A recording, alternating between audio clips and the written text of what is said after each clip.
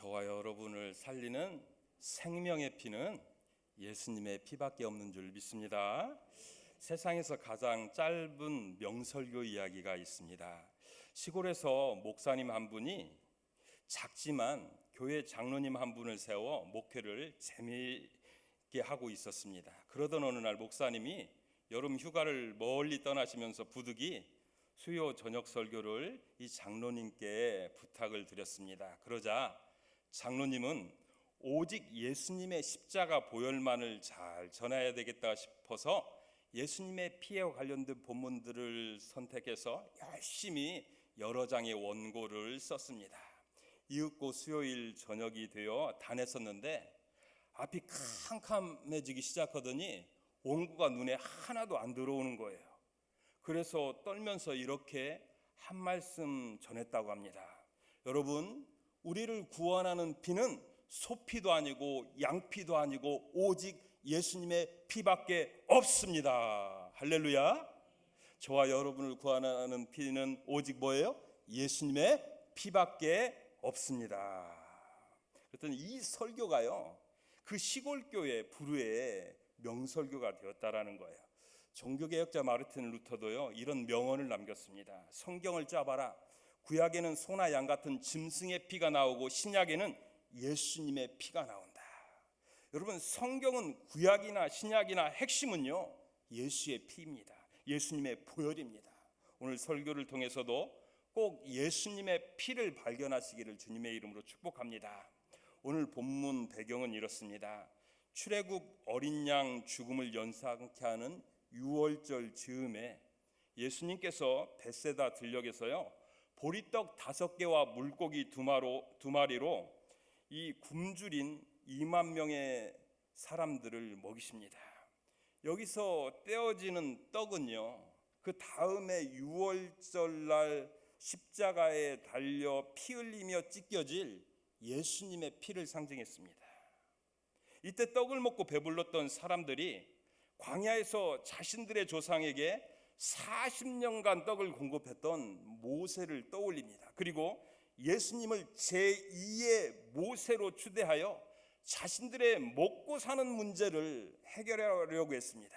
다시 말해 예수님을요 경제적인 메시아로 생각했다라는 거예요. 예수님은 이들을 물리치고 산으로 혼자 기도하러 가십니다.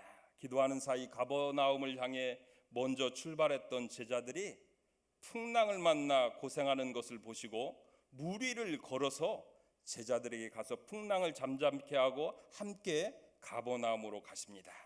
다음 날 사람들이 배들을 빌려서 말씀을 강론하고 계시던 가버나움 회당까지 예수님을 찾아왔습니다. 그런데 이들의 관심은 여전히 생명의 말씀을 듣는 것에 있지 않았습니다. 오로지 이 땅에서 먹고 사는 먹사니즘에 있었어요. 예수님은 이런 그들에게 하늘에서 내려온 산떡이신 당신의 살과 피를 먹어야 한다라고 설교를 하십니다.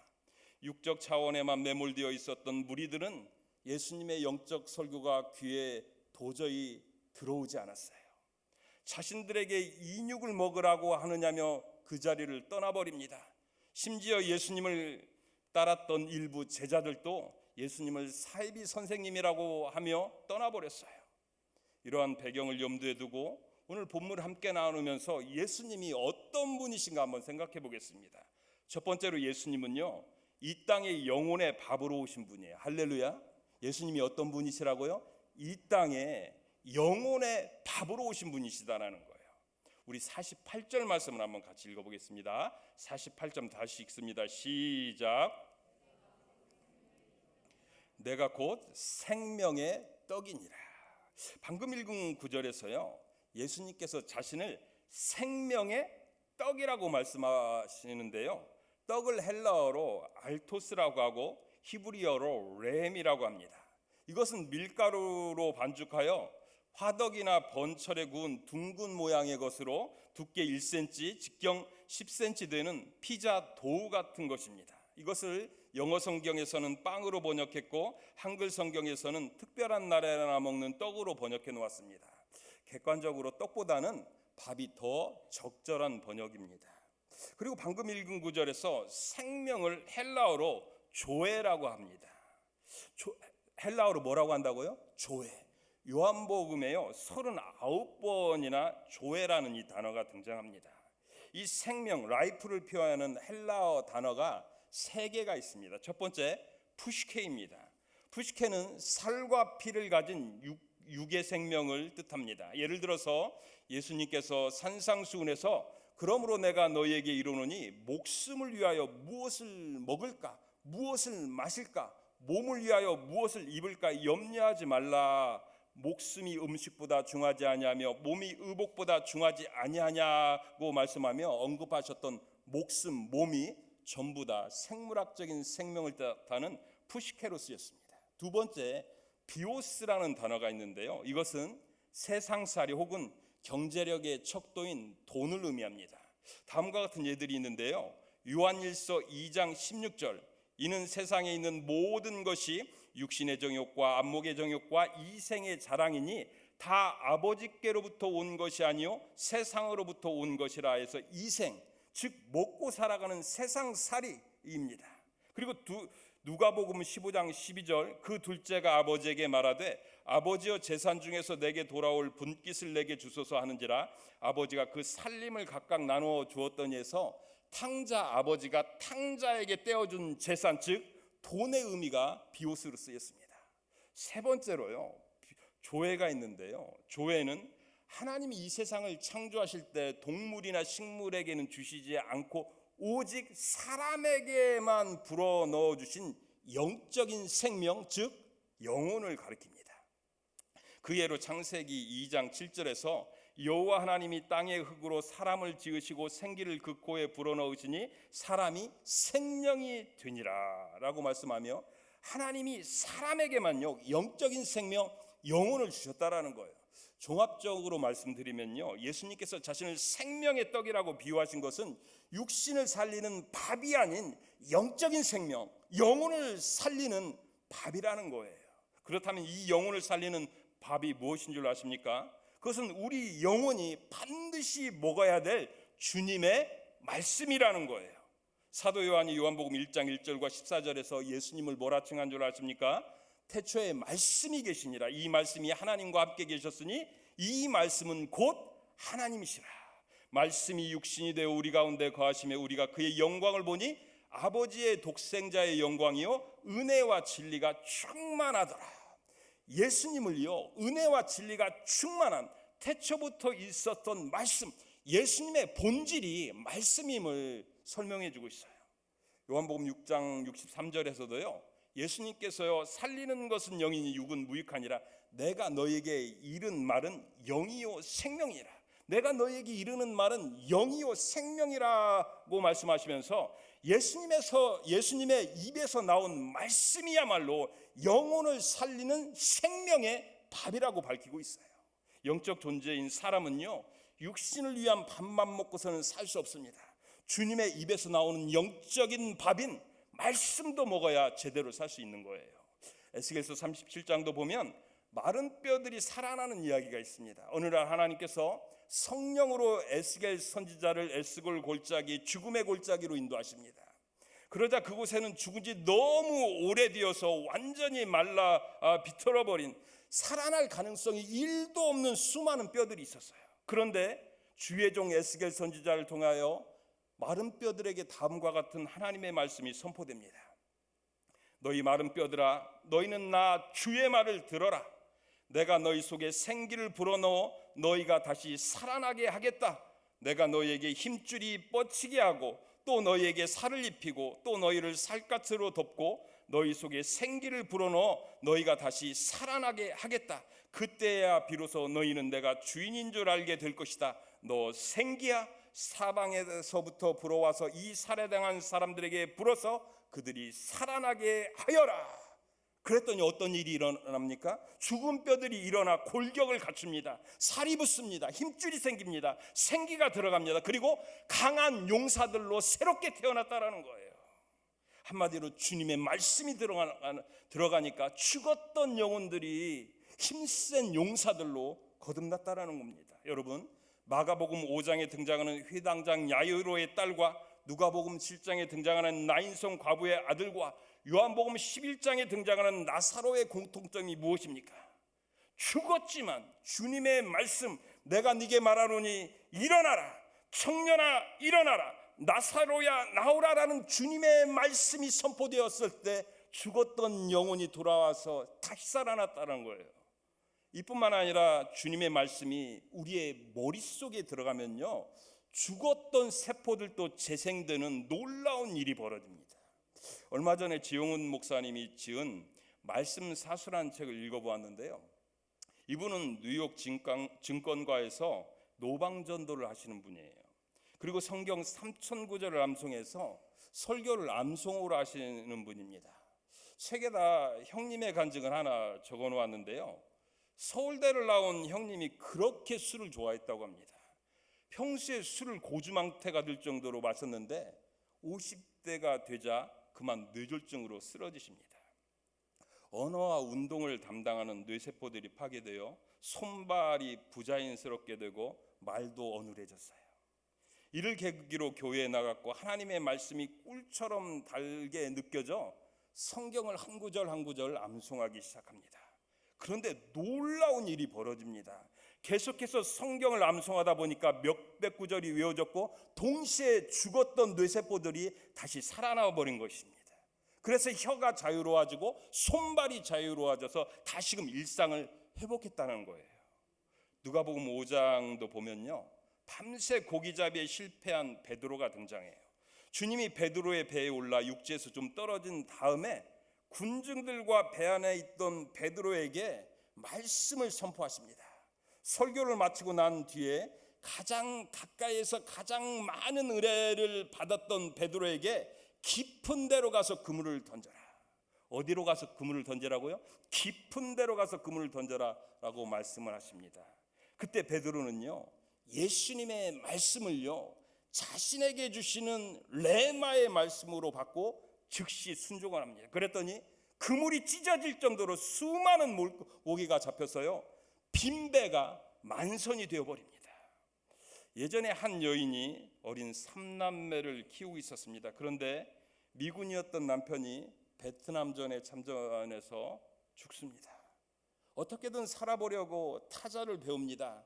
그리고 회사에 격리로 취직합니다. 그러다 몇 달이 못 가 손에 병이 생겨 손가락들이 괴사되는 바람에 손가락 몇 마디를 자르게 됩니다. 병원에 누워 절망하고 있었는데 목사님이 신방 오셔서 이런 말씀을 전합니다.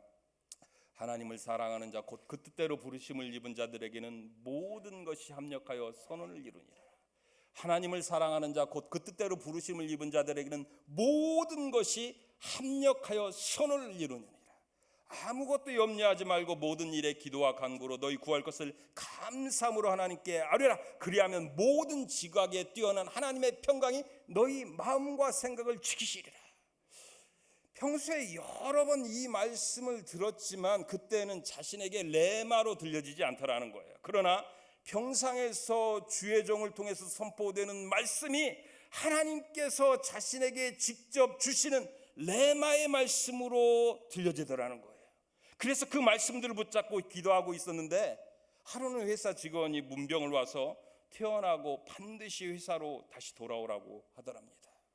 퇴원하고 회사에 갔더니 그 여인의 사정을 잘 알고 있었던 사장님이 그녀를 경비분석과장으로 승진시켜 놓았더랍니다. 그래서 월급도 더 많이 받았고 승진도 해서 주일날 감사원금 봉투에다가 이렇게 적어서 하나님 앞에 드렸다는 거예요.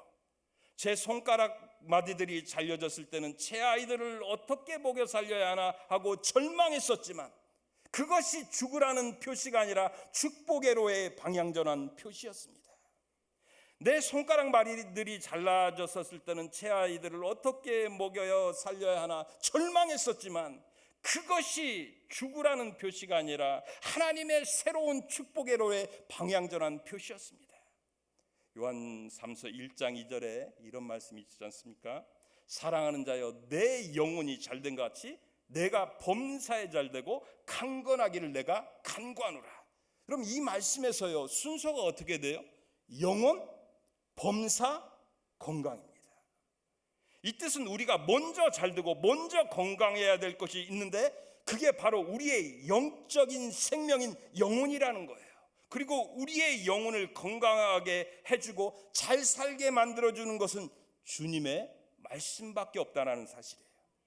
예수원 설립자인 대청덕 신부님이 한 번은 이런 말씀을 하셨어요. 떡이 먼저라고 생각하고 떡 돈 할 때는 그것만 있으면 만사가 형통할 줄 알았는데 하나님의 말씀이 우선되지 않는 떡은 아무것도 아니더라. 떡이 먼저라고 생각하고 떡 돈 할 때는 그것만 있으면 만사가 다 잘 될 줄 알았는데, 다 술술술 풀릴 줄 알았는데 하나님의 말씀이 우선되지 않는 떡은 아무것도 아니더라. 다시 말씀드리면요, 주님의 말씀이 없는 돈, 사업, 출세 다 헛되고 헛된 것들이라는 거예요. 저와 여러분은 새해에 영혼의 밤인 주님의 말씀을 잘 먹고 잘 시켜서 영도 잘 되고 육도 잘 되시길 주님의 이름으로 축복합니다. 두 번째로요, 예수님은 십자가에 달려 영생의 밥이 되신 분이에요. 두 번째로 예수님은 어떤 분이시라고요? 십자가에 달려 영생의 밥이 되신 분이라는 거예요. 우리 51절을 다시 한번 읽어보겠습니다. 요한복음 6장 51절 다시 읽습니다. 시작. 나는 하늘에서 내려온 살아있는 떡이니 사람이 이 떡을 먹으면 영생하리라. 내가 줄 떡은 곧 세상의 생명을 위한 내 살이니라 하시니라. 내가 줄 떡은 곧 세상의 생명을 위한 내 살이니라. 방금 읽은 구절에서요, 나는 하늘에서 내려온 살아있는 떡이니 사람이 이 떡을 먹으면 영생하리라 라는 말씀에서 떡은 예수님을 가리키고요, 먹으면은요 이 마음으로 먹는다라는 거예요. 즉 믿으면이라는 뜻이에요. 그리고 내가 줄 떡은 곧 세상의 생명을 위한 내 살이니라라는 의미는요, 예수님께서 십자가에 당신의 몸을 피 흘리게 내어주어 세상 사람들이 믿고 구원받을 영생의 밥이 되어주실 것이다라는 뜻이에요. 다시 말씀드리면요, 하나님이 세상을 이처럼 사랑하사 독생자를 주셨으니 이는 저를 믿는 자마다 멸망치 않고 영생을 얻게 하려 하심이라는 이 말씀처럼요, 누구든지 예수님이 자신을 위하여 십자가에 달려 살이 찢겨 피 흘려 주심으로 말미암아 자신의 모든 죄를 다 담당했다라고 믿는 자에게는요 영생이 선물로 주어진다라는 거예요. 여러분 믿습니까? 구약 이사야서를 보면 이사야 선지자는요 예수님의 십자가 죽음에 대해서 이렇게 예언을 했습니다. 그가 찔림은 우리의 허물 때문이요, 그가 상함은 우리의 죄악 때문이라. 그가 징계를 받음으로 우리는 평화를 누리고 그가 채찍에 맞음으로 우리는 나음을 받았도다. 우리는 다 양 같아서 그릇 행하여 각기 제 길로 갔거늘 여호와께서는 우리 무리의 죄악을 그에게 담당시키셨도다. 이 말씀들은요 예수님께서 저와 여러분의 모든 죄를 다 담당하시려고 십자가에서 살이 찢기시고 피를 흘리셨다는 얘기예요. 저와 여러분은 오직 예수님의 십자가 보혈의 은혜로 구원받게 된 줄 믿습니다. 제가 예전에 인천 동춘교회를 섬길 때 일이었어요. 한 권사님이 저에게 신방을 요청해서 집에 가서 예배를 드렸습니다. 그때 권사님이 이런 간증을 하셨어요. 자기는 일찍 남편과 사별하고 외아들만 바라보고 살았다는 거예요. 온갖 정성을 다 기울여 자식을 출세시켰습니다. 그리고 장가를 보내는데 며느리가 공무원이었어요. 그리고 직장 생활하느라 살림을 못하는 바람에 자주 며느리와 불화했다라는 거예요.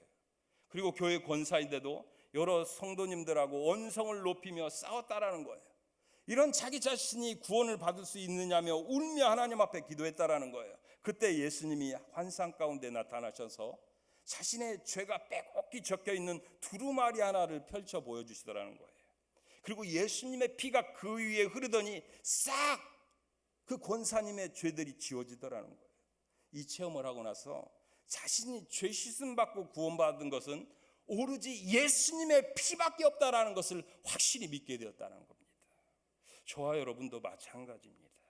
정도의 차이는 있지만요, 저와 여러분은 모두 다 타락한 본성을 가진 죄인들이에요. 목사에 가면, 장로에 가면, 권사에 가면, 집사의 가면을 썼어도 죽을 때까지 죄 짓는 죄인들에 불과합니다. 하지만 하나님께서 독생자 예수님의 피의 공로를 믿는 그 믿음 한 가지를 보고 저와 여러분을 의롭게 보신다는 걸 믿으시기 바랍니다. 저와 여러분은 십자가에 달려 살이 찢기시고 피 흘리시며 세상을 구원하기 위해 영생의 밥이 되어 주신 예수님을 믿음으로 말미암아 구원받게 된 줄 믿습니다. 기도하시겠습니다. 하나님 아버지, 이 시간 설교를 통하여 예수님은 우리의 영혼의 밥이 되어 오시고 십자가에 달려 세상을 구원하는 영생의 밥이 되신 분이시다라는 것을 교훈하여 주시니 감사합니다. 하나님 아버지, 저희가 일평생 영혼의 밥인 주님의 말씀을 날마다 잘 먹어서 영육이 건강한 가운데 삶의 현장에서 작은 예수로 살며 십자가에 달려 세상을 구원하는